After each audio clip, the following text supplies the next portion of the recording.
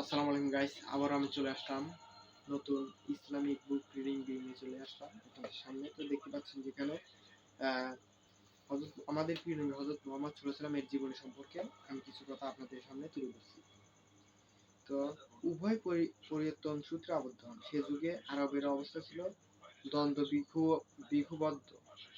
বিক্ষুব্ধ, গোত্রে গোত্রে হানাহানি, মারামারি, পারস্পরিক যুদ্ধ ও লড়াইয়ের ফলে তিনি রক্তাক্ত আরব ভূমি।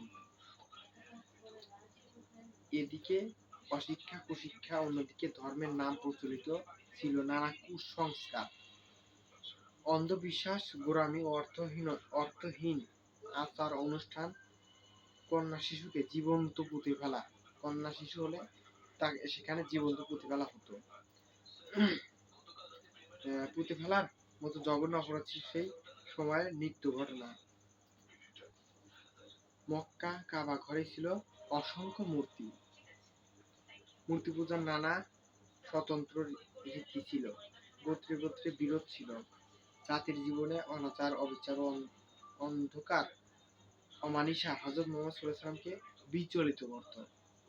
তিনি সবসময় এই অবস্থা থেকে মুক্তির জন্য চিন্তা ভাবনা করতেন। মক্কার অদূরে হেরা পর্বতে গিয়ে একাগ্র চিত্তে আল্লাহর ধ্যান আত্মনিয়োগ করেন। সুদীর্ঘ 15 বছর ধ্যান করার পর আল্লাহর দূত জিবরাইল আলাইহিস সালাম ফেরেশতা ঐশী বাণী নিয়ে তার কাছে আসেন এবং তাকে আল্লাহর বাণী পাঠ করে শোনান। এভাবে ওহী নাযিল হয় এবং তিনি নবুয়ত প্রাপ্ত হন। ইসলাম প্রচার। নবুয়ত প্রাপ্তির পর হযরত মুহাম্মদ সাল্লাল্লাহু আলাইহি ওয়াসাল্লাম আল্লাহর আদেশে ইসলাম প্রচার শুরু করেন। প্রথমে স্ত্রী বিবি খাদিজা ঈমান এনে মুসলমান হলেন। তারপর ইসলাম গ্রহণ করেন হযরত আবু বকর রাদিয়াল্লাহু তাআলা, হযরত আলী রাদিয়াল্লাহু তাআলা, যায়েদ বিন হারেস প্রমুখ। ক্রমে মক্কা মুসলমান সংখ্যা বৃদ্ধি পেতে থাকলে কুরাইশগণ তার বিরুদ্ধে ক্ষুব্ধ হয়ে ওঠেন এবং তাকে হত্যা করার জন্য ষড়যন্ত্র করতে থাকে। মদিনায় হিজরত। কুরাইশদের অত্যাচারে অতিষ্ঠ হয়ে অবশেষে হযরত মুহাম্মদ সাল্লাল্লাহু আলাইহি ওয়াসাল্লাম আল্লাহর আদেশে মক্কা থেকে 662 খ্রিস্টাব্দে মদিনায় হিজরত করেন।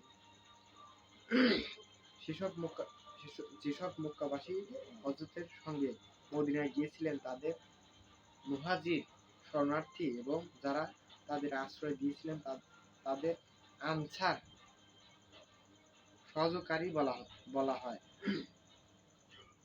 মক্কা বিজয়ে মদিনা সনদ। মদিনায় ইসলাম ধর্মের প্রতিষ্ঠা, হযরত মুহাম্মদ সাল্লাল্লাহু আলাইহি ওয়াসাল্লামের প্রভাব প্রতিপত্তি বৃদ্ধিতে মক্কা কুরাইশগণ শঙ্কিত ঈর্ষাজনিত হয়ে ওঠে। মহানবী শুধু একজন ধর্ম প্রচারকই ছিলেন না, তিনি একজন শ্রেষ্ঠ রাষ্ট্রনায়ক, দূরদর্শী রাজনীতিবিদও ছিলেন। তিনি দূরদর্শিতার কারণে মক্কা ইহুদিদের সঙ্গে তার একটি চুক্তি হয়, তা হুদাইবিয়া সন্ধি নামে পরিচিত। অবশেষে তিনি 629 খ্রিস্টাব্দে মক্কা বিজয় করেন এবং সাহাবীদের নিয়ে পবিত্র হজ পালন করেন। হযরত মুহাম্মদ সাল্লাল্লাহু আলাইহি ওয়াসাল্লাম মুসলমান, ইহুদি ও অন্যান্য সম্প্রদায়ের সঙ্গে ঐক্য সমঝোতার জন্য কতিপয় শতযুগ সনদে স্বাক্ষর করেন, তা মদিনা সনদ নামে অবহিত। এই সনদকে প্রথম লিখিত শাসনতন্ত্র হিসেবে গণ্য করা হয়। হযরত মুহাম্মদ সাল্লাল্লাহু আলাইহি ওয়াসাল্লাম এর ওফাত 63 বছর বয়সে হিজরি 11 বছরে 12 রবিউল আউয়াল তারিখ 632 খ্রিস্টাব্দে 8 জুন সোমবার দ্বিপ্রহরে নামাজরত অবস্থায় হযরত মুহাম্মদ সাল্লাল্লাহু আলাইহি ওয়াসাল্লামের ওফাত হয়। উপসংহার। হযরত মুহাম্মদ সাল্লাল্লাহু আলাইহি ওয়াসাল্লাম নবীদের মধ্যে সর্বশেষ ও সর্বশ্রেষ্ঠ। তিনি রাহমাতুল লিল আলামিন অর্থাৎ জগতের জন্য আশীর্বাদ স্বরূপ। তিনি ছিলেন ফুলের মতো সর্বময় মহাপুরুষ। শিশুর মতো সরল, সত্য ন্যায়ের প্রতি ছিল তার অনড় বিশ্বাস। তার জীবনাদর্শ জাতি ধর্ম নির্বিশেষ বিশ্বের সকল মানুষের জন্য অনুসরণীয়। তো সকলে ভালো থাকবেন, সুস্থ থাকবেন। আল্লাহ হাফেজ।